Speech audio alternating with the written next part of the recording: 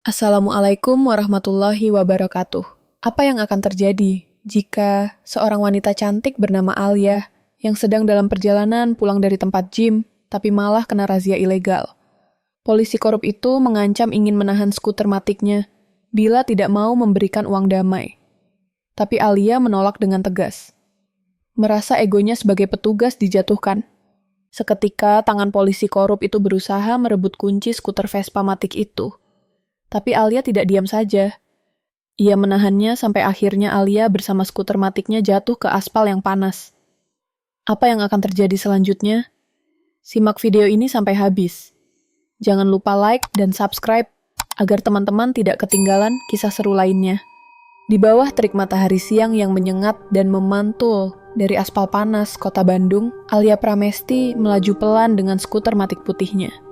Keringat masih menetes di sepanjang lehernya setelah sesi latihan intens di gym kawasan Dago. Pakaian olahraganya, legging dan tank top berwarna ungu muda, melekat pada tubuh atletisnya, menonjolkan garis otot yang terbentuk dari disiplin bertahun-tahun. Rambut panjangnya yang basah oleh keringat terurai sedikit di balik helm putihnya, berayun saat ia melintasi jalanan yang mulai lengang karena jam istirahat siang. Sesekali Alia mengangkat tangan untuk menyeka keringat dari pelipis. Merasakan panas membakar kulitnya. Ia hanya ingin cepat sampai rumah di daerah Ciwastra. Membayangkan sebotol air dingin dan semilir angin Aceh yang menenangkan. Tidak terlintas sedikit pun bahwa perjalanan tenang ini justru akan berubah menjadi rangkaian kejadian yang menguji keberaniannya. Merobek rasa aman yang selama ini ia percayai di jalanan kota kelahirannya. Saat Alia mendekati persimpangan sunyi di Antapani, pemandangan yang mengganggu nalurinya langsung mencuri perhatian. Seorang polisi bertubuh tambun, berdiri santai di tepi jalan, menggigit rokok kretek yang hampir habis. Asapnya naik berputar, tercampur dengan udara panas yang bergetar. Aibda Syarif Nugraha, begitu papan nama di dadanya terbaca. Seragamnya tampak kusut dan perutnya mendorong sabuk dinas, sampai terlihat seperti hendak meletus. Ia berdiri di depan pos razia darurat yang dibuat seadanya, hanya berupa meja lipat dan spanduk lusuh tanpa satupun tanda resmi kepolisian. Sorot matanya menyipit licik ketika melihat Alia mendekat. Senyumnya tipis, seolah sudah melihat kesempatan untuk sesuatu yang bukan tugas negara. Saat Alia semakin dekat, tangan gempalnya terangkat, mengisyaratkan agar ia menepi. Ada nada memaksa dalam gestur itu, berbeda dari sikap aparat pada umumnya. Alia merasakan firasat buruk mulai merayap di punggungnya, namun ia tetap menuruti perintah itu, demi menghindari masalah yang lebih besar. "Selamat siang, Bu. CTNK sama SIM-nya." Suara berat Syarif terdengar malas, diiringi hembusan asap rokok yang menyengat hidung. Alia menahan diri untuk tidak mengernyit. Ia melepas satu napas panjang, berusaha tetap tenang meski suasananya terasa janggal. Tangan kirinya membuka resleting tas gym yang menggantung di bahu. Sebuah tas besar berwarna hitam yang masih bau karet dan sabun mandi dari loker gym. Dengan gerakan teratur, ia merogoh ke dalamnya, mencari dompet kecil yang ia simpan di saku tengah. Syarif berdiri terlalu dekat. Tatapannya tidak pernah lepas dari setiap gerakan Alia, membuat suasananya semakin tidak nyaman. Setelah menemukan dokumennya, Alia mengulurkannya tanpa kata-kata, hanya dengan tatapan tegas yang menandakan kewaspadaan. Ia sudah sering melihat berita tentang razia abal-abal yang dipakai oknum untuk memeras pengendara, dan situasi ini terasa mengarah ke sana. Hatinya mulai bersiap. Syarif menerima surat-surat itu tanpa rasa hormat sedikit pun. Ia memeriksanya sekilas, alisnya tidak bergerak, lalu tiba-tiba berjongkok untuk mengamati skuter putih Alia. Perilakunya tampak dibuat-buat, seperti sedang mencari-cari sesuatu untuk dipermasalahkan. Setelah beberapa detik yang terasa panjang, ia menunjuk ke arah roda depan dengan bibir yang sengaja dimonyongkan dramatis. "Nah, ini masalahnya," katanya dengan nada sok tegas. "Tutup pentil ban kamu nggak sesuai SNI. Bahaya itu. Jelas pelanggaran." Alia terperanjat. Syarif mengisap rokoknya lagi, lalu menghembuskan asap tebal tepat ke wajah Alia, membuatnya refleks menutup mata. Warga yang lewat melirik sekilas. namun tak ada yang berhenti. Alia bisa merasakan aroma tidak sedap dari rokok, campur bau keringat polisi itu. Penjelasan yang terdengar dibuat-buat ini jelas sinyal bahwa sesuatu tidak beres. Alia mulai menegakkan tubuh, bersiap menghadapi kemungkinan terburuk yang mungkin ia tidak inginkan. Alia mengernyitkan dahi, sulit mempercayai alasan yang begitu tidak masuk akal. "Pak, itu tutup pentil biasa. Saya beli di bengkel resmi," katanya dengan suara tenang namun tegas. Syarif menatapnya lurus, lalu menyeringai sebuah senyum miring yang menunjukkan bahwa bantahan Alia sama sekali tidak memengaruhi niatnya. Biarpun beli di mana, kalau nggak sesuai standar ya tetap salah. Ucapnya sambil mengangkat bahu seperti orang bijak palsu. "Saya bisa tindak sekarang juga." Nada suaranya berat dan penuh ancaman, seakan Alia baru saja melanggar hukum besar. Alia merasakan jari-jarinya menggenggam setang motor lebih kuat. Kejanggalan razia, sikap meremehkan, dan tuduhan absurd itu mulai mengisi dadanya dengan rasa marah. Namun ia tetap menahan diri. Ia tahu, oknum seperti ini sering memancing reaksi untuk alasan menindak lebih jauh. Sekilas, Alia menatap sekeliling.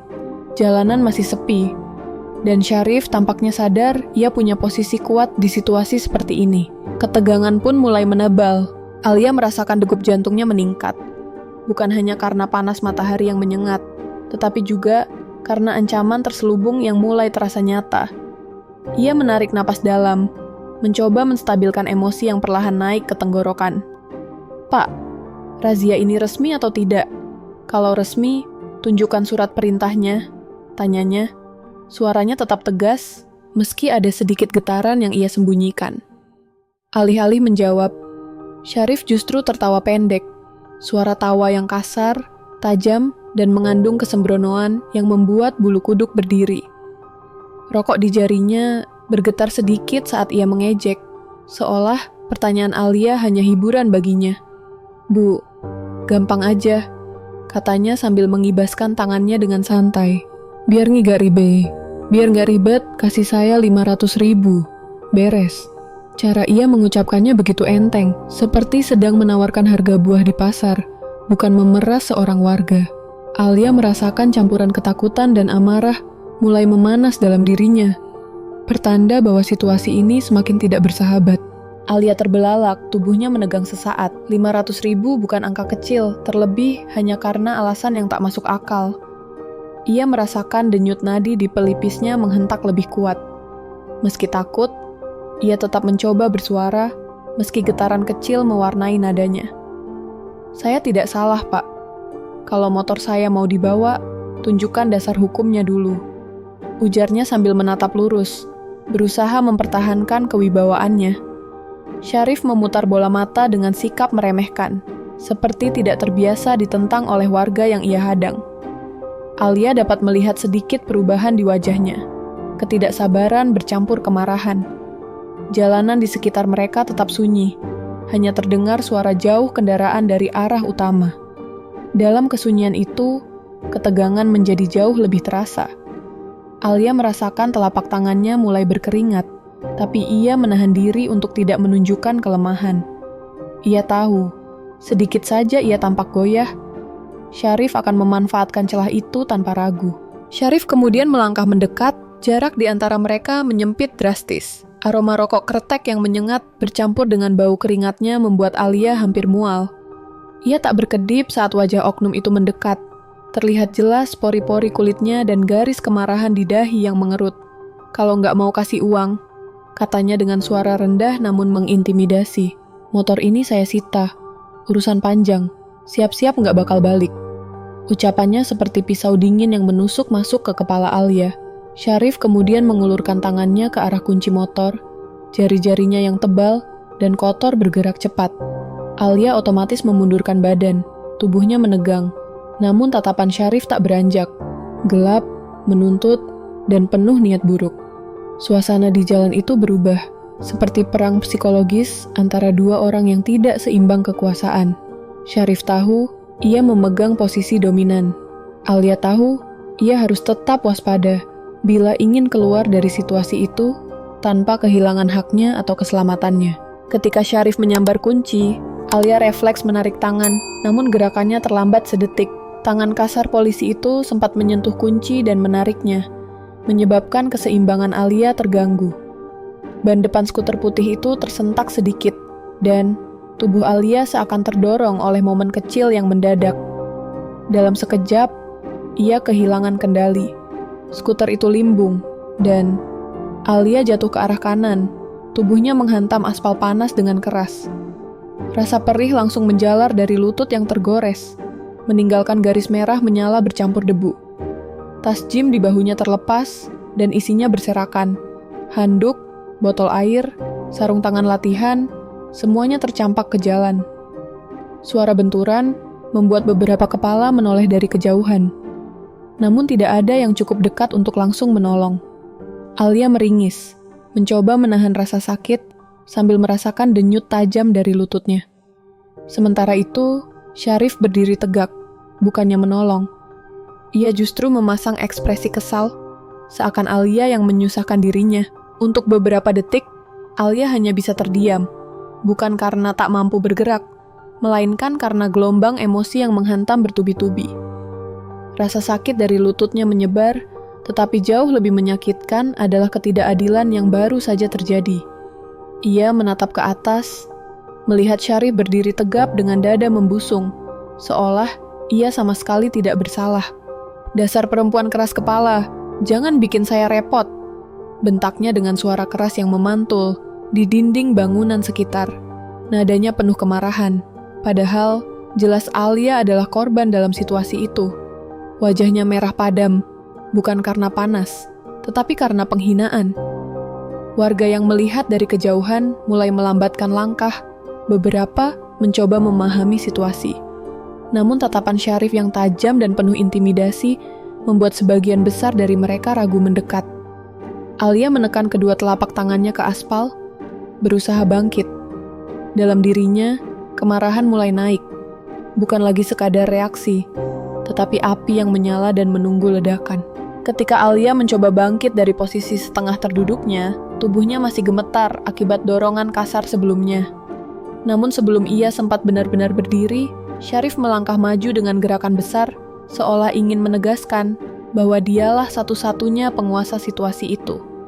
Tangannya terangkat tinggi, jari-jarinya mengeras, bersiap mendaratkan tamparan keras ke pipi Alia. Tamparan yang bukan sekadar kekerasan fisik, tetapi simbol dominasi, arogansi, dan penyalahgunaan wewenang. Udara di sekitar seakan ikut menegang. Beberapa warga yang mulai berkumpul hanya bisa menonton. Mereka tahu tindakan itu salah, tetapi keberanian mereka terkubur oleh seragam yang berdiri di depan mereka. Ada yang menggigit bibir, ada yang menoleh ke arah lain, takut menjadi sasaran berikutnya. Namun justru dalam ketakberdayaan itu, rasa tidak nyaman mulai menguasai mereka, sebuah firasat bahwa apa yang mereka saksikan bukan sekadar keributan biasa, melainkan sesuatu yang jauh lebih besar. Fakta telanjang tentang bagaimana kekuasaan bisa salah tempat. Namun Alia bukanlah wanita yang pasrah menerima perlakuan semena-mena. Detak jantungnya memang meningkat, tetapi pikirannya tetap jernih, terbentuk dari disiplin bertahun-tahun, dan naluri bela diri yang terasah. Saat tangan Syarif meluncur cepat ke arah wajahnya, Alia bergerak dengan kecepatan yang sulit diikuti mata warga. Ia merunduk sedikit, memiringkan tubuh, dan membiarkan ayunan tamparan itu lewat begitu saja di atas bahunya. Gerakannya luwes, nyaris seperti air yang mengalir melewati batu di sungai pegunungan Jawa Barat. Saat ia kembali menegakkan tubuh, sorot matanya berubah drastis. Dari ketakutan menjadi kemarahan yang membara. Ia bukan lagi seorang perempuan yang hanya hendak pulang dengan skuter putihnya, melainkan seseorang yang sudah dipaksa melewati batas kesabarannya. Syarif, yang tak menyangka lawannya mampu menghindar dengan begitu elegan, tertegun sejenak. Dan dalam sepersekian detik itu, keseimbangan kekuasaan yang tadinya timpang mulai bergeser. Alia tak memberi ruang bagi Syarif untuk memulihkan egonya. Begitu tubuhnya kembali mantap berdiri, ia menyalurkan seluruh ketegangan dalam dirinya ke satu pukulan yang terarah sempurna. Tinju keras itu menghantam wajah Syarif dengan presisi yang hampir ilmiah, tepat di batang hidung. Dentuman pendek disusul suara retakan tajam membuat warga terperanjat. Syarif mundur beberapa langkah, matanya terbelalak, dan darah langsung meletup dari hidungnya, mengalir menodai kerah seragam coklatnya. Beberapa warga spontan berteriak kecil, dan beberapa lainnya, yang dari tadi hanya diam, mulai mengangkat ponsel mereka, merekam tanpa berkata apa-apa. Mereka tahu ini berbahaya, tetapi perasaan ingin menyaksikan keadilan yang jarang terlihat di dunia nyata membuat mereka tak mampu menurunkan kamera.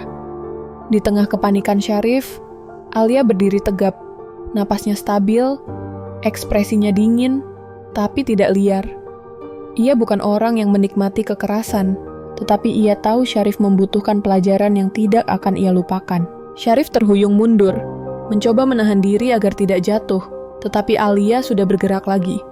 Tendangan kerasnya melesat ke arah rusuk Syarif, menghantam dengan tenaga yang datang dari rotasi pinggul dan kaki yang terbiasa dengan teknik. Syarif langsung melipat tubuh. Kedua tangannya refleks menutupi sisi tubuhnya.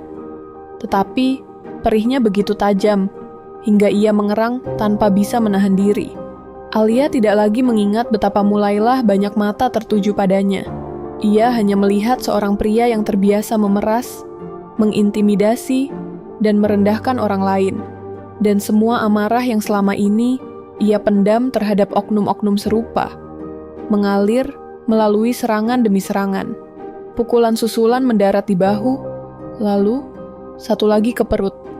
Warga kini semakin berani mendekat, sebagian menahan napas, sebagian tampak puas melihat seorang pemilik kekuasaan yang biasa bertindak semaunya kini tak berdaya. Setiap serangan Alia bukan sekadar balasan pribadi, tetapi luapan muak atas ketidakadilan yang ia lihat terlalu sering. Pada akhirnya tubuh besar Syarif tidak mampu lagi mempertahankan dirinya. Ia roboh ke aspal, tubuhnya menghantam jalan dengan suara berat yang menggema di antara bangunan sekitar. Napasnya terengah-engah, wajahnya kini penuh luka. Lebam ungu tua mulai muncul di bawah mata, darah mengalir dari hidung, dan bibirnya pecah. Seragamnya yang biasanya ia banggakan, simbol kehormatan, simbol kekuasaan, terlihat kusut, kotor, dan ternoda oleh darahnya sendiri, serta oleh kesalahan yang ia lakukan. Warga yang menyaksikan pemandangan itu spontan bersorak kecil, bukan karena mereka mendukung kekerasan, tetapi karena mereka melihat seseorang yang biasa bertindak sewenang-wenang akhirnya mendapat balasan setimpal. Beberapa dari mereka berteriak meminta keadilan, sebagian lain hanya berdiri terpaku, antara kagum dan takut pada Alia. Sementara itu, Alia berdiri tegap, dada naik turun, tatapannya masih penuh bara. Namun ada sedikit gemetar di ujung jarinya. Gemetar bukan karena takut, tetapi karena konflik batin setelah menghadapi sisi gelap kekuasaan. Beberapa polisi lain yang sejak tadi hanya berdiri di pinggir kerumunan akhirnya sadar bahwa mereka tak bisa lagi pura-pura tidak melihat. Tatapan warga yang menajam mulai membuat mereka gelisah. Jika mereka tetap diam, reputasi mereka sebagai aparat makin runtuh. Dengan langkah ragu, dua di antaranya mendekat dan mengangkat tubuh Syarif yang terkulai, kepalanya terhentak lemah saat digeser. Darah dari hidungnya menetes ke aspal, meninggalkan jejak memalukan di setiap langkah. Para polisi itu memandangi Alia, bukan dengan amarah seperti yang mungkin Syarif harapkan, tetapi dengan campuran takut, hormat, dan kebingungan. Mereka tidak memahami bagaimana seorang wanita yang tampak biasa, hanya hendak pulang dengan skuter putih, bisa menjatuhkan rekan mereka dengan begitu cepat dan presisi. Alia berdiri tegak, napasnya masih berat, namun tatapan matanya tidak goyah sedikit pun. Itulah tatapan seseorang yang terbiasa menghadapi ancaman nyata, bukan ancaman buatan oknum aparat. Dalam keheningan tegang itu, semua orang paham bahwa ada batas yang telah dilanggar, dan Alia memilih untuk menegakkannya. "Bawa dia pergi," kata Alia dengan suara tegas yang memotong keributan di sekitar mereka. Nadanya bukan teriakan, bukan pula luapan emosi, tetapi perintah yang keluar dari seseorang yang terbiasa memimpin. Nada itu membuat para polisi yang memegang tubuh Syarif refleks mengangguk, seolah mereka memang menerima perintah dari atasannya sendiri. Alia melangkah sedikit maju, Matanya menatap satu persatu wajah mereka. Pastikan dia nggak lagi memperlakukan warga kayak mesin ATM, lanjutnya. Ucapannya menggema, dan beberapa warga mengangguk setuju, menggumamkan keluhan yang selama ini hanya mereka pendam. Polisi-polisi itu saling tatap, merasa malu dan sekaligus lega karena arah situasi telah jelas. Mereka menyeret Syarif pergi, bergegas sebelum amarah warga menjalar lebih jauh. Di belakang mereka, Alia tetap berdiri. Tubuhnya rileks, namun aura wibawanya tetap kuat. Seakan ia baru saja mengembalikan keseimbangan kecil di kota yang sudah terlalu lama memaafkan penyalahgunaan kekuasaan. Kerumunan yang tadinya hanya belasan orang, kini berubah menjadi puluhan. Suara tepuk tangan, siulan, dan seruan dukungan mulai memenuhi udara Bandung sore itu. Warga yang selama ini jarang melihat ada yang berani melawan oknum polisi tiba-tiba menemukan sosok yang mereka kagumi di depan mata. Di antara kerumunan itu, beberapa orang masih sibuk merekam, memastikan kejadian ini tidak akan hilang begitu saja. Namun, euforia itu mendadak mereda saat seorang pria berseragam coklat dengan pangkat lebih tinggi berjalan cepat menuju lokasi. Kompol Dharma Wicaksana, atasan Syarif, wajahnya tampak mengeras, matanya penuh kemarahan dan rasa terhina. Setiap langkahnya menunjukkan bahwa ia tidak datang untuk mediasi. Ia datang untuk menunjukkan kuasa. Bahunya membusung, dagunya terangkat, seolah kehadirannya cukup untuk membungkam semua orang. Warga perlahan memberi ruang, menciptakan lingkaran kosong di sekitar Alia dan Dharma. Ketegangan baru muncul, lebih gelap, lebih berbahaya. "Siapa kamu? Berani sekali bikin keributan dan memukuli anggota saya." Suara Dharma meledak, menggema, dan membuat beberapa warga mundur selangkah. Ia menatap Alia seakan perempuan itu adalah musuh negara, bukan korban pelecehan kekuasaan. Tetapi Alia tetap berdiri tanpa goyah, wajahnya tenang, matanya jernih. Ketika ia tak langsung menjawab, Dharma semakin marah, namun Alia perlahan merogoh dompet kecil di sakunya. Gerakannya tidak terburu-buru, seolah ia sengaja mengulur waktu agar semua orang memperhatikan. Dari dompet itu, ia mengeluarkan sebuah kartu identitas berwarna hijau tua, warna yang tidak asing bagi siapapun yang mengikuti dunia militer. Warga mulai berbisik. Beberapa polisi yang tadinya merasa berani kini menelan ludah. Alia mengangkat kartu itu tanpa berkata apa-apa dulu, membiarkan Dharma melihat sendiri apa yang tertera di sana. Kartu itu jelas menampilkan lambang Kopassus, merah menyala dengan simbol khas yang membuat siapapun yang melihatnya otomatis menegakkan tubuh. Wajah Dharma yang tadinya garang berubah pucat dalam sekejap. Alia menatap langsung ke matanya tanpa berkedip. Sorotnya seperti pisau yang mengupas lapisan kesombongan Dharma satu persatu. "Saya nggak bikin keributan, Pak," ucapnya perlahan, namun penuh tekanan. "Saya melawan ketidakadilan." Kalimat itu seperti petir yang menyambar jalanan. Seluruh kerumunan mendadak hening selama beberapa detik sebelum akhirnya berubah menjadi sorakan luar biasa lantang. Nama Alia diteriakkan. Beberapa warga mengangkat tangan ke udara, dan sebagian bahkan berkaca-kaca. Pesan moralnya begitu jelas, hingga tak perlu dijelaskan. Kekuatan sejati tidak berada pada pangkat atau seragam, tetapi pada keberanian menegakkan kebenaran. Dharma hanya bisa berdiri terpaku, memahami bahwa hari itu, kuasa yang ia banggakan tidak berarti apa-apa dibanding integritas seorang wanita.